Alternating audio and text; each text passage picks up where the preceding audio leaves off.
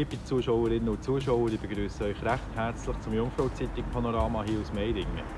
Heute haben wir für euch in der Sendung musikalischen Zauber hoch über dem Brienzersee, magische Weltmeisterschaftsmomente bei einem Fondue, magische Entspannung an der Heuenmatte.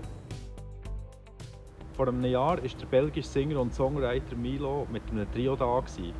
Jetzt ist er mit seiner ganzen Band ins Grand Hotel Giesbach in Brienz zurückgekehrt. Dort hat er an seinem letzten Konzert in diesem Jahr nicht nur das Publikum, sondern noch die Crew vom Grand Hotel verzaubert, wie mein Kollege Patrick Schmidt berichtet. Ich bin Morena Siedler, ich bin 18 und ich mache meine Lehre hier im Giesbach an der Rezeption. Wenn die Giesbach-Sessions stattfinden, bin ich meistens an der Rezeption. Ich begrüße die Gäste, die natürlich zu uns kommen, das Konzert hören. Dann habe ich aber auch Kontakt zu den Musikern und zu der Band. Ich war eine Zeit lang auch in der Event Sales Marketing Abteilung, wo ich auch mitgeholfen habe, die Events zu organisieren und dann das Ganze aufbauen, die Giesbach Sessions. Was mir am meisten Eindruck gemacht hat, ist jetzt zum Beispiel der DJ Bobo, den wir letzte Woche bei uns hatten. Vor allem halt der Unterschied, wie der DJ Bobo ganze Hallenstadien füllt und dann bei uns in so einem kleinen Rahmen war. Ich bin Nina Feutz, ich komme vom Beatenberg und mache jetzt noch eine zweite Lehre als Koch. Bei der Giesbach-Session schicke ich vom Garmaché aus die Vorspeisen. Ich habe jetzt letzte Woche beim DJ Bobo die erste Session erlebt und es ist wirklich angenehm. Es ist zwar gerade eine Stunde lang, wo man nur schickt, aber dafür ist es dann durch und wenn man parat ist, dann klappt dann eigentlich alles gut. Ich bin Stefan Rubin und ich mache die Hotelfachschule in Thun und darf hier meine Praktikum machen. Meine Aufgabe bei Giesbach Session ist eigentlich sehr vielfältig. Ich bin meistens vor am Empfang und manchmal helfe ich auch im Apero aus. Am besten Erinnerung ist mir sicher das Konzert von Milo geblieben. Es war einfach faszinierend. Das ganze Publikum hat mitgemacht. Es war ein riesiger Erfolg. Vom nächsten Konzert erwarte ich mir, dass sicher alles genau so läuft, wie es bis jetzt immer ist gelaufen, dass alle mega viel Freude haben und dass sie von einem Mal wiederkommen.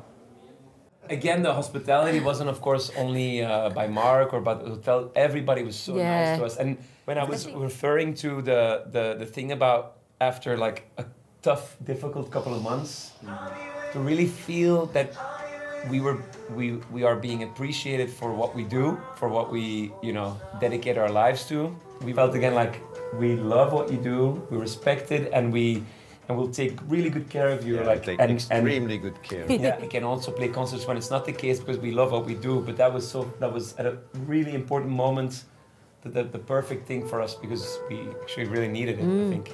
We relaxed a bit, didn't we, here as well? And I remember thinking like, well, yeah, it's. We felt really welcome. Yeah, and actually, when you feel so relaxed, that is often very good for the concert as well. And it's a very nice room to make music in. Yeah. Because you really have to make music in the room, not depending on big PAs, and you hear everything, and you feel the audience are really close. It's very intimate. Yeah. Love it. Came back 12 months later, again I was stuck. I think tonight was concert number 75. Done a lot of Many shows. highlights, but I will, because this is the last one, and it was so special, I will take the memory of tonight into the holidays, because we felt a lot of love tonight and we all had a big smile on our face. Yeah. Tom was trying to hide his smile. We're very bad at hiding when we have fun, so we were actually having a lot of fun tonight.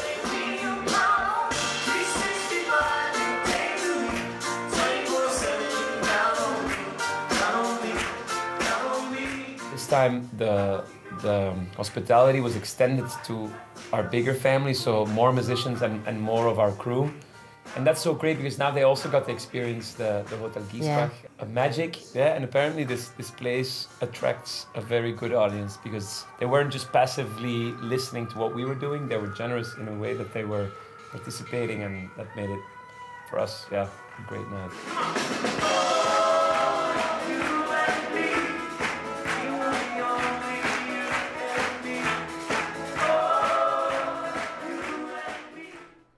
Heute Abend ist es wieder so weit. Die Schweizerinnen und Schweizer können gebannt auf ihrem Sofa vor dem Fernseher sitzen, während die Nationalspieler in Katar gegen Serbien antreten. Oder sie können zum Matthias Mast in sein WM-Stübli ein Fondue geniessen. Heute spielt die WM wieder in Katar. Du betreibst hier auf der grossen Schanze das WM-Stübli. Was braucht es für das alles? einen immensen Aufwand. Also insgesamt sind 22 Leute im Einsatz. Zum Beispiel heute Abend, wenn so ein Spiel ist ähnlich wie in Brasilien, wo über 500 Leute hier anwesend sind. Und es braucht natürlich sehr viel Bier und sehr viel Fondue. Laufen die Vorbereitungen für heute Abend schon? Ja, also die fangen jetzt an. Jetzt haben wir ja quasi jetzt noch vor dem Mittag, aber dann wird jetzt nach und nach trudeln die Leute ein. Also jetzt die Security, die das ganze Areal bewacht, ist natürlich schon hier. Und die ersten sind schon da und dann vorbereitet. Ja. Wieso hast du das WM-Stübli aufgebaut? Ja, ich habe es einfach gemacht aus Protest gegen die Heuchelei, weil ich das Gefühl hatte, also wenn man die WM in Katar hat sollen absagen, das hätte man nie dort organisieren, das hätte man das vor 12 Jahren müssen oder vor 10 Jahren. Und jetzt, als sie stattfindet, kann man nicht die Fans bestrafen. Und da habe ich gehört, dass niemand Public Viewing machen will. Das hat sich jetzt ein bisschen geändert, Gott sei Dank. Und dann habe ich gesagt, jetzt machen wir es. Was erwartest du persönlich vom Spiel heute Abend? Ja, hoffentlich gewinnen wir. Das ist natürlich wichtig für den Schweizer Fußball, aber auch für das WM-Stübli. Je länger die Schweiz drin bleibt, desto besser für die Stimmung. Dass man nicht nur gute Musik, sondern auch die richtige Entspannung direkt hier im engen Oberland findet, das beweist das Spa und Fitness vom Großhotel Victoria Jungfrau in Interlaken. Der Gast findet dort alles, was das gesundheitsbewusste Herz begehrt. Sei es ein grosser Pool zum Schwimmen, Wellness-Oase zum Entspannen oder ein Fitnessangebot, das jedem Anspruch genügen kann.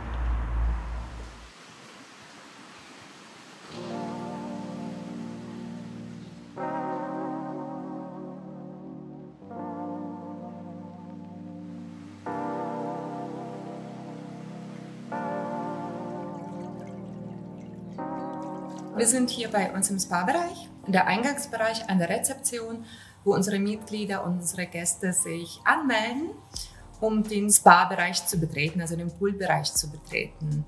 Denn wenn die reingehen, genießen dann die Atmosphäre zur Entspannung, zum Schwimmen, Saunieren, einfach die Zeit gut gehen lassen und einfach genießen.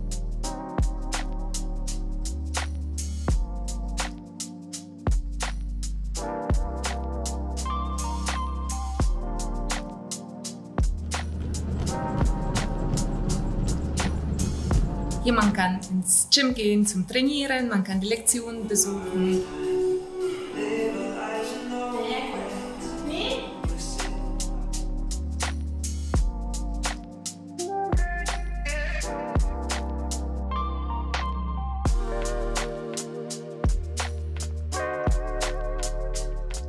Man darf in der Mittagszeit in unserem Spa-Bistro Kleinigkeit speisen und trinken und die Seele baumeln lassen.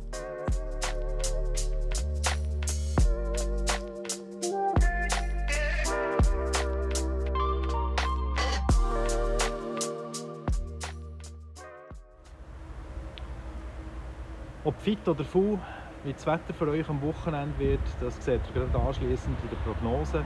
So oder so wünsche ich jetzt euch schon einen geruhsamen Abend und eine gute Zeit. Wieder schauen miteinander. Das Wetter wird euch präsentiert von Made in Bern. Einen schönen guten Abend und ganz herzlich willkommen. Das ist Jungfrau Zeitung Wetter für den Kanton Bern. In den Bergen war es heute wieder mehrheitlich sonnig. Man sieht es hier schön auf der Webcam. Ebenfalls da ein Blick auf die hochnebelartigen Wolken. Aber auch die haben im Verlauf des Tages vielerorts Lücken darüber gekommen. Im Moment da liegen wir weiterhin zwischen einem Tiefdruckgebiet über dem Mittelmeer und einem kräftigen Hochdruckgebiet in Nordosteuropa. Diese Beisenströmung in die Luft die ist also weiterhin angefeuchtet und durch Höhe da kommen jetzt mehr Wolken daher.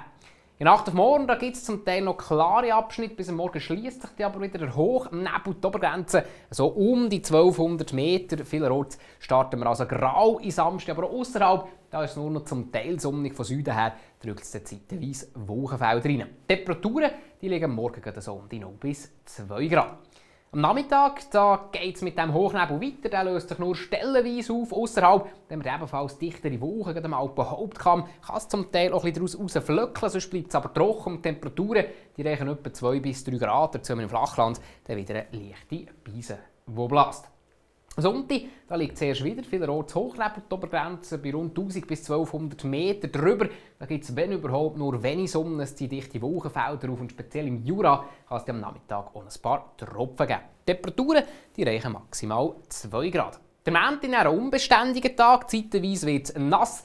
Die Jeva-Grenze könnte spannend werden. Aktuell sieht es danach aus, dass sie zwischen etwa 500 und knapp 1000 Meter liegt und die Temperaturen die reichen rund 4 Grad.